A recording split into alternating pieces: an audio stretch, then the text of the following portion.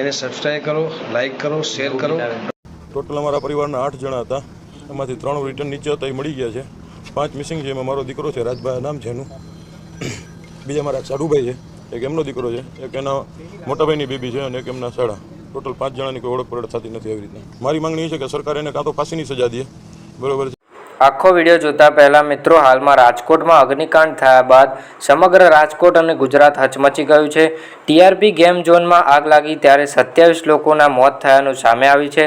આ સમગ્ર આગ લાગી ત્યારે ફાયરના જવાનો તાત્કાલિક ધોરણે પહોંચી ગયા હતા, પણ તેઓ પહોંચતા પહેલાં આગ વધુ ઉગ્ર બની જઈ હતી, જેથી કરીને અનેક લોકોએ જીવ ગુમાવ્યા। આ દુર્ઘટના થયા બાદ અનેક લોકોએ દુઃખ વ્યક્ત કર્યો, જેમાં આપણા કે યશસ્વી વડાપ્રધાન શ્રી નરેન્દ્ર મોદીએ પણ ટ્વીટ કરીને દુઃખ વ્યક્ત કર્યું, જે તમે આ ફોટામાં જોઈ શકો છો।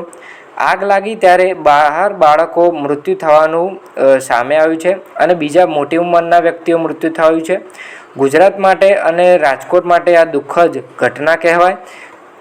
હાલમાં પોલીસ કાર્યવાહી શરૂ કરી દીધી છે અને 3 લોકોને गिरफ्तार કર્યા છે, જેમાં ટીઆરપી ગેમ ઝોનના માલિકનો પણ સમાવેશ થાય છે।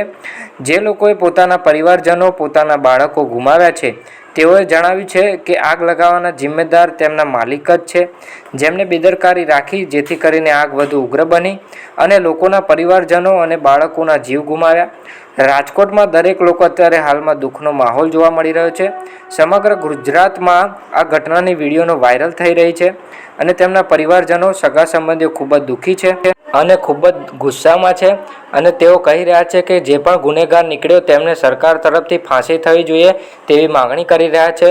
મિત્રો, તમને શું લાગે છે કે કોણ છે ગુનેગાર? શું ટીઆરપી ગેમ ઝોનના માલિકને સજા થવી જોઈએ? મારું કહેવું છે કે સજા થવી જોઈએ। તમારું શું કહેવું છે નીચે કોમેન્ટમાં જણાવો। અને જાણકારી વિડીયોમાં તમને સારી લાગી હોય તો વિડીયોને લાઇક કરજો, વિડીયોને તમારા મિત્રો સાથે શેર કરજો અને અમારી ચેનલને સબસ્ક્રાઈબ કરવાનું ભૂલતા નહીં। જય શ્રી કૃષ્ણ।